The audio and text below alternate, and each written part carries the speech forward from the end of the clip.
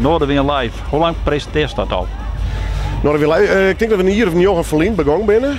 Together met Wim Brons destijds. Toen werd alleen nog radio. Dat liep het een beetje om en om. Dus Noorderwind Live is eigenlijk nog niet verlien begonnen. Zo lang doe ik het ook alweer. Een verskaat aan artiesten hast er. Hoe komt het erom? Ja, dat is 30 jaar netwerk.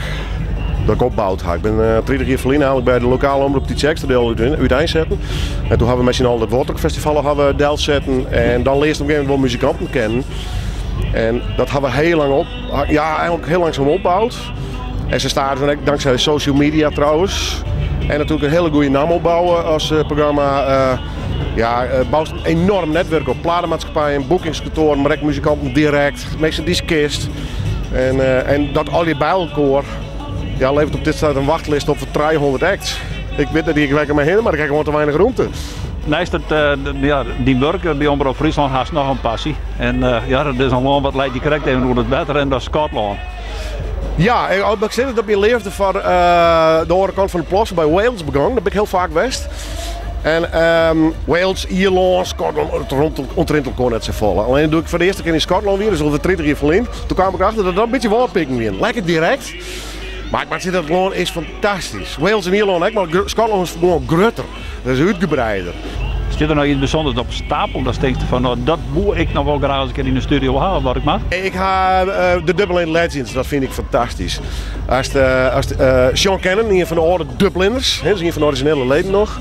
Je komt binnen, dat is een oud maatje, die gaat dan bij ons op de bank zitten en dan neem ik hem mee naar de kantine en die drinkt dan een bakje thee en dan het genoegelijke, dat vind ik fantastisch. En dan ga ik een wereld mee, dat meen ik serieus.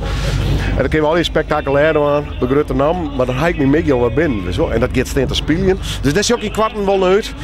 Ja, er komt van alles nog deel in. We hebben iets van een Rowan Hazen of ik zo'n band. Hè. Dat gaat dan 4 uur bij wij kleerlijk is in het café nog even terug. Hè. En het gekke is, Frans Bauer doet dat bij u zeg. Weet je wat Frans Bauer bij de gast is? Die gaat er eerst bij de oliebollenkraam del. En dat trakteert er. Ja, dat had misschien niet zoveel met muziek te krijgen, maar dat is het zweer. Als je Noorderwind Live zit voor mij voor het Dwarfsplein. Daar komt iedereen del. En daar heeft sfeer bij jong en oud. Treft de koor. Ik ga soms chante koren en dat eindigt gezellig met jonge mensen die hip-hop doen. Dat is het doel van het programma. Podium bieden en het leuk met elkaar houden. Ja, dat mooie podium zegt dat zelf ook al een beetje door die enthousiasme. Ik denk dat dat mijn kracht is. Ja. En het is net spelen, ik meen het ook echt. Ik nodig mensen al in het zelf uit. Dat weet ik net van me dienen, dat doe ik altijd zelf.